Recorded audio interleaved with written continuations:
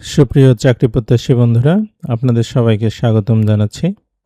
আজকে আমরা আলোচনা করব সিরাজগঞ্জ ডিসি অফিসে রাজস্ব বিভাগের অধীনে অফিস সহকারী কম্পিউটার মুদ্রাক্ষরিক সহ বিভিন্ন পদে যে পরীক্ষা অনুষ্ঠিত হলো 12 জুন 2026 তারিখে, তার সম্পূর্ণ প্রশ্ন ব্যাখ্যা সহ সমাধান নিয়ে 100 মার্কের পরীক্ষা অনুষ্ঠিত হয়েছে। সময় ছিল 1.5 ঘন্টা। তা আমাদের চ্যানেল জব এক্সাম মেট ভিডিও, আমাদের চ্যানেলে তৃতীয় এবং চতুর্থ শ্রেণীর সরকারি চাকরি প্রস্তুতির লিখিত অনলাইন কোর্স চালু রয়েছে। আপনারা চাইলে হোয়াটসঅ্যাপে স্ক্রিনে দেখানো নাম্বারে আমাদের সঙ্গে যোগাযোগ করতে পারেন। আমাদের ওয়েবসাইট www.jobexammatebd.com এই ওয়েবসাইটে ভিজিটও করতে পারেন আপনারা। তাই আমাদের আজকের শুরুতেই আপনার বাংলা ছিল, বলছে নিম্নলিখিত শব্দগুলির কারক ও বিভক্তি নির্ণয় করুন। প্রথমে ছিল হচ্ছে কাননে কুসুমকলি সকলই ফুটিল। তো এখানে হচ্ছে কানন মানে হচ্ছে বাগান, মানে জায়গা, কোনো স্থান বোঝালে সেক্ষেত্রে আমরা এটা অধিকরণ কারক হবে। আর কানন এ মানে হচ্ছে সপ্তমী বিভক্তি। এরপরে দরিদ্র ধনীকে ঈর্ষা করে, তাহলে কাকে ঈর্ষা করে? ধনীকে। আমরা যদি কাকে দ্বারা প্রশ্ন করি তাহলে পেয়ে যাচ্ছে এটা হবে কর্মকারক, আর কে রে থাকলে দ্বিতীয় বিভক্তি।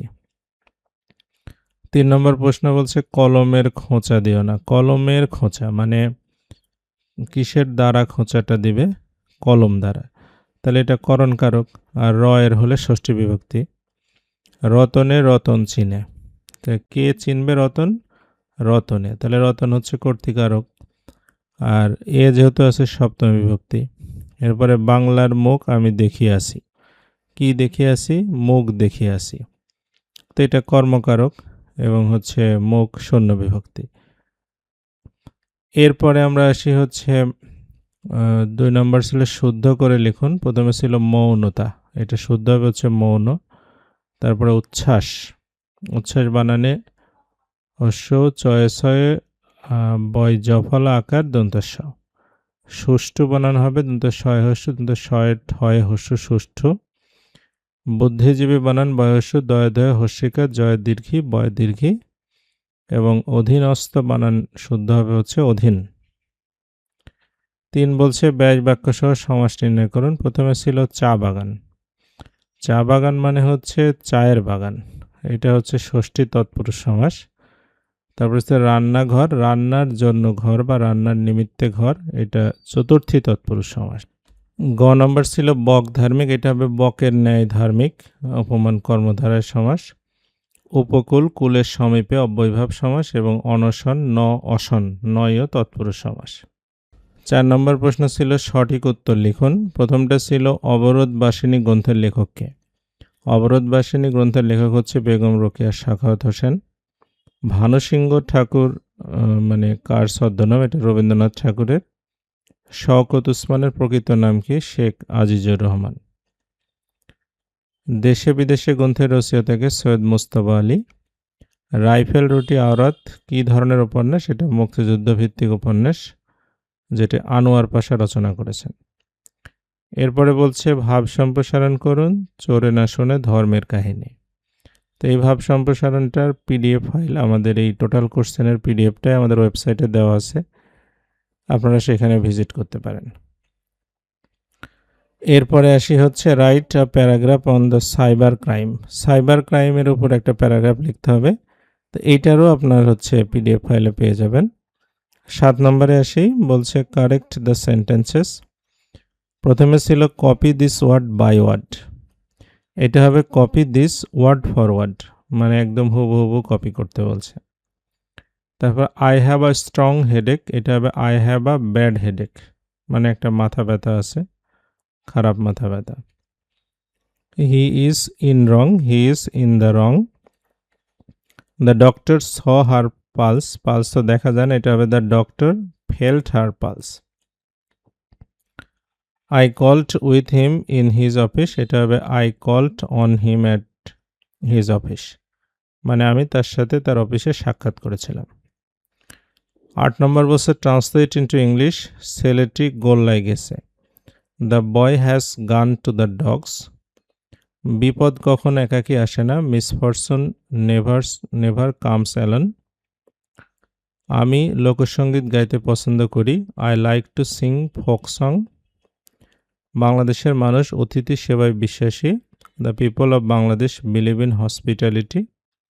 এবং সে নদীতে সাঁতার কাটতে ভয় পায়, এটা হচ্ছে he is afraid of swimming in the river. এরপরে বলছে write the meaning of the following idioms in Bangla and make sentences in English with this. প্রথমে ছিল গালা day.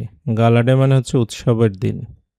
The day of our graduation was a gala day for the entire family, মানে আমাদের গ্র্যাজুয়েশনের দিনটা একটা আনন্দের দিন ছিল।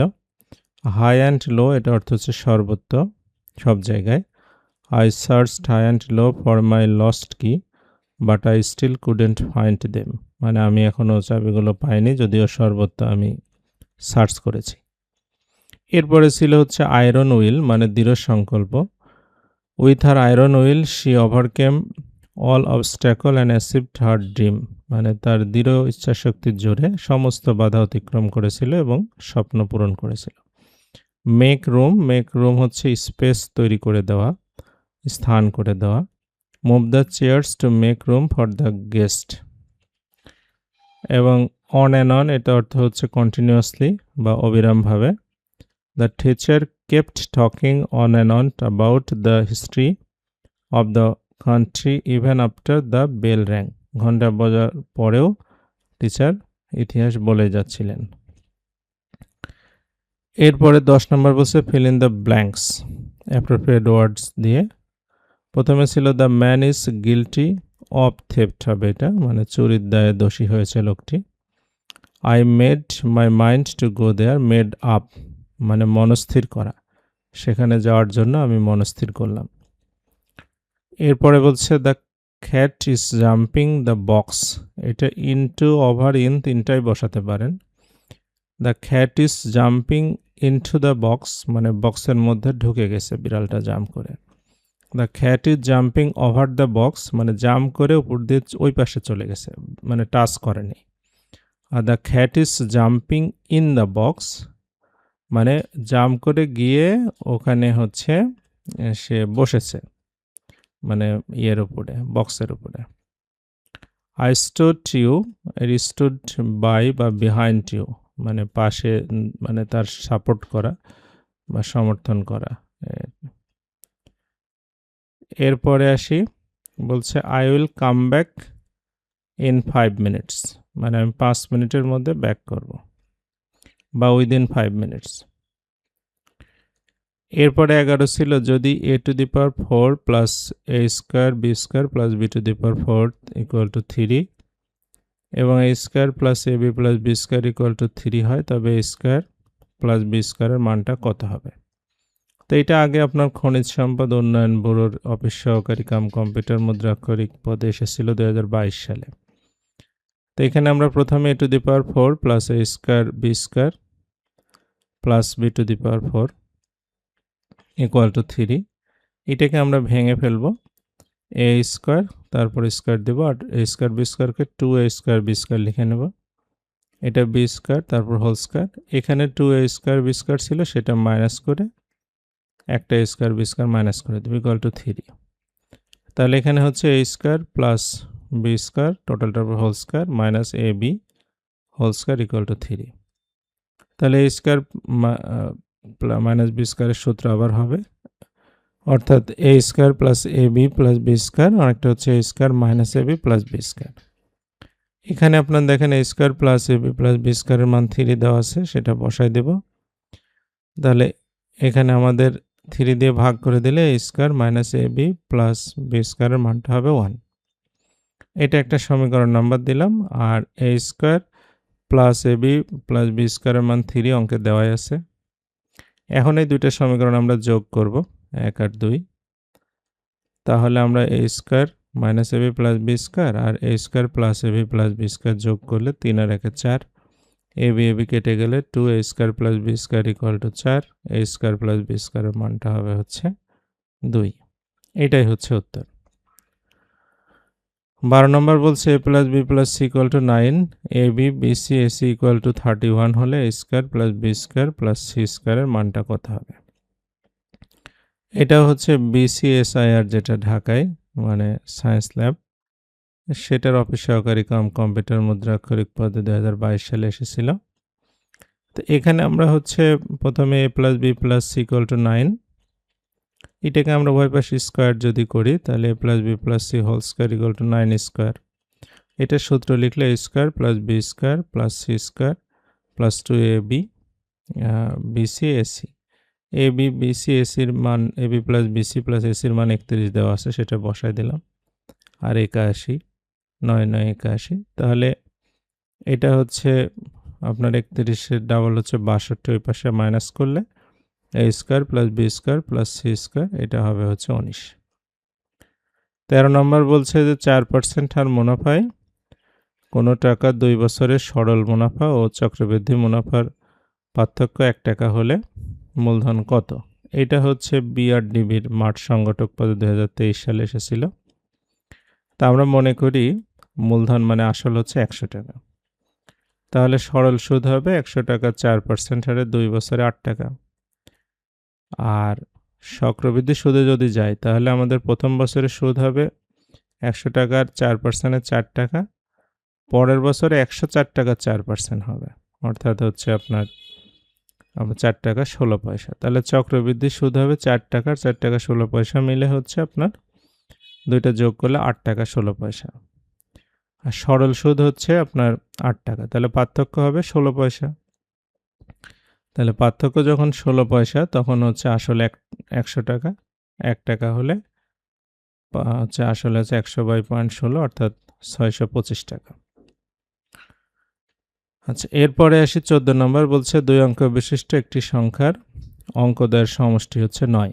অঙ্ক দুইটি স্থান বিনিময় করলে যে সংখ্যা পাওয়া যাবে তা প্রদত্ত সংখ্যা হতে 45 কম, তাহলে সংখ্যাটি কত? তাহলে এখানে আপনার হচ্ছে আমরা মনে করি যে দশক স্থানীয় অঙ্কটা x আর একক স্থানীয় অঙ্কটা আমরা ধরে নিলাম হচ্ছে 9 - x। যেহেতু দুইটার সমষ্টি হচ্ছে 9, তাহলে সংখ্যাটা হবে কত? দশক স্থানীয় অঙ্কের সাথে x আর 10 গুণ হবে প্লাস 9 - x, অর্থাৎ 9x প্লাস 9। এবার আমরা যদি সংখ্যাটা স্থান বিনিময় করে, মানে একক স্থানীয়টাই হবে x আর দশক স্থানীয়টা হবে 9 - x, তখন যে সংখ্যা হবে সেই সংখ্যা বর্তমান সংখ্যা থেকে 45 কম। অর্থাৎ আমরা বলতে পারি যে 9x প্লাস 9 থেকে আমরা যদি সংখ্যাটা চেঞ্জ করি, মানে দশক স্থানীয় অঙ্ক করি 9 - x, এর সাথে 10 গুণ করে একক স্থানীয়টা যোগ করি, তাহলে সেটা এই দুটো বিয়োগ করলে 45 কম হবে। তাহলে 9x plus 9 minus 90 plus 10x minus x, অর্থাৎ হচ্ছে এখানে আপনার 18x হচ্ছে 19 থেকে একটা বাদ দিলে 18x, আর এখানে 45 থেকে আর 81 যোগ হবে, তাহলে 18x ইকুয়াল টু 126, x এর মানটা হচ্ছে 7। তাহলে সংখ্যাটা ছিল 9x প্লাস 9, অর্থাৎ 7 নং 63 এর 9 72। এরপরে 15 নম্বর বলছে যে একটি আয়তাকার ঘরের মেঝের ক্ষেত্রফল হচ্ছে 192 বর্গমিটার। মেঝের দৈর্ঘ্য 4 মিটার কমালে প্রস্থ 4 মিটার বাড়ালে ক্ষেত্রফল অপরিবর্তিত থাকে। তাহলে মেঝের দৈর্ঘ্য প্রস্থ নির্ণয় করতে হবে। তাহলে আমরা হচ্ছে মনে করি দৈর্ঘ্য হচ্ছে x মিটার আর প্রস্থ y মিটার, তাহলে ক্ষেত্রফল হবে xy 192, এটা আমরা 1 নং সমীকরণ দিলাম।